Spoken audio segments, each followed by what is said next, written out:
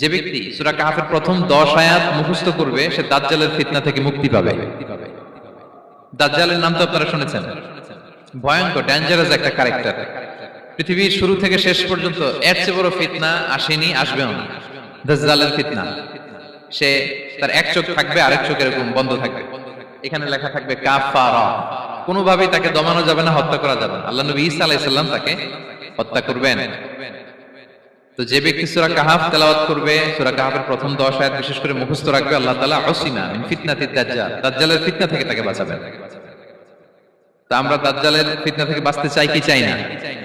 আমরা যেন সূরা কাহফের প্রথম 10 আয়াত মুখস্থ করি, সূরা কাহফ যেন জুমার দিন আমরা তেলাওয়াত করি। So now the question arises, what is the relationship of Suratul Kahf with Dajjal? দাজ্জালের সাথে সূরা কাহফের রিলেশনটার কারণ কি? একটা মেকানিজম তো এখানে আছে। এত সূরা থাকে, রাসূল সাল্লাল্লাহু আলাইহি ওয়াসাল্লাম কেন বলেন যে সূরা কাহফ পড়লে দাজ্জালের ফিতনা থেকে বাঁচবে? কারণটা কি?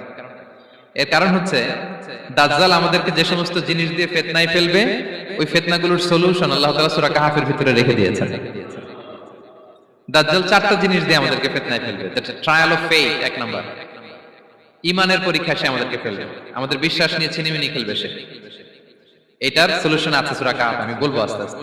2 নম্বরে দাজ্জাল আমাদেরকে ফিতনায় ফেলবে, দ্য ট্রায়াল অফ ওয়েলথ, সম্পদ দিয়ে সে আমাদেরকে ফিতনায় ফেলবে। 3 number the trial of knowledge, জ্ঞান দিয়ে সে আমাদেরকে ফিতনায় ফেলবে। 4 number the trial of power, ক্ষমতা দিয়ে সে আমাদেরকে ফিতনায় ফেলবে। দাজ্জাল 4টা জিনিস দিয়ে আমাদেরকে পরীক্ষায় ফেলবে। কয়টা? এক হচ্ছে ইমানি পরীক্ষা, 2 হচ্ছে সম্পদ দিয়ে পরীক্ষা, 3 হচ্ছে জ্ঞান দিয়ে পরীক্ষা, 4 হচ্ছে ক্ষমতা দিয়ে পরীক্ষা। সে ইমানের পরীক্ষায় আমাদেরকে ফেলবে। সে এসে বলবে আমি তোমার রব, এবং এটা প্রমাণ করার জন্য যা যা দরকার আল্লাহ তাআলা তাকে সব দিবেন, সে সব করতে পারবে। সে বলবে আমি তোমার রব। যদি বিশ্বাস না হয়, তোমার বাবাকে যদি জীবিত করে বিশ্বাস করবে, অনেকে বলবে হ্যাঁ আমার আব্বাকে জীবিত করে দেখান, তো তার বাবাকে ঠিকই সে জীবিত করে ফেলবে। আসলে শয়তান তার বাবার সূরত নিয়ে সামনে দাঁড়াবে, আরে তাই তো, এটাই তো আমার বাবা, এটাই তো আমার দাদা।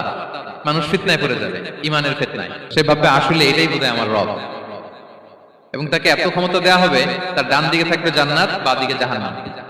তার কাছে আল্লাহ এটা দিবে। যে তার কথা শুনবে তাকে সে জান্নাতে ঢুকাবে, কিন্তু জান্নাতে ঢুকে সে জাহান্নামের শাস্তি ভোগ করবে। এটা তার বাইরের মানুষ বুঝবে না, অ্যাপারেন্টলি এটা জান্নাত। আর যে তাকে মানবে না তাকে সে জাহান্নামে ফেলবে, কিন্তু জাহান্নামে ঢুকলেও সে জান্নাতের নাজ নেয়ামত ভোগ করবে। তাহলে এই যে ইমানের ফিতনায় সে ফেলে দিবে আমাদেরকে। তো ইমান কি করে বাঁচাবো, এটা সলিউশন আমি শোনাবো আপনাদের। 2 নম্বরে সে আমাদেরকে সম্পদ দিয়ে ফিতনায় ফেলবে। যার যা লাগবে সে তাই দিতে পারবে, যা লাগবে। সে যদি আকাশকে বলে আকাশ বৃষ্টি দাও, যাকে তারা মানবে ওই এলাকায় বৃষ্টি হবে, সুজলা সুফলা শস্য শ্যামলা হবে, সে সমস্ত এলাকা ফল মূলে ভর্তি হবে, বরকত আর বরকত। আর যে এলাকার লোকেরা, জনপদের লোকেরা তাকে মানবে না, সে বলবে ওখানে বৃষ্টি হবে না, হবেও না। ওখানে খরা, দুর্ভিক্ষ, মাটি ফেটে চলছে, মানুষ না খেয়ে মরবে, মহামারী, দুর্ভিক্ষ দেখা দেবে। তখন বিশ্ববাসী মনে করবে এটাই বোধহয় আমাদের রব। তার মানে সম্পদ দিয়ে ফিতনায় ফেলে দিবে। 3 নম্বর হচ্ছে নলেজ, তার জ্ঞানের কাছে গোটা বিশ্ব হার মানবে। পূর্বের পরের যত জ্ঞান আছে সব আল্লাহ তাকে দিবে। ইলমুল আউয়ালিন ওয়াল আখিরিন, এমন কোন প্রশ্ন নেই যেটা দিয়ে তাকে আটকানো যায়। যাই জিজ্ঞেস করবেন সব জানতা, সব বলে দেয়।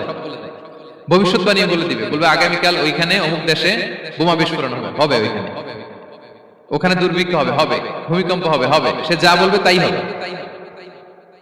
তার জ্ঞানের এই বহর দেখে মানুষ ফিতনায় পড়ে যাবে।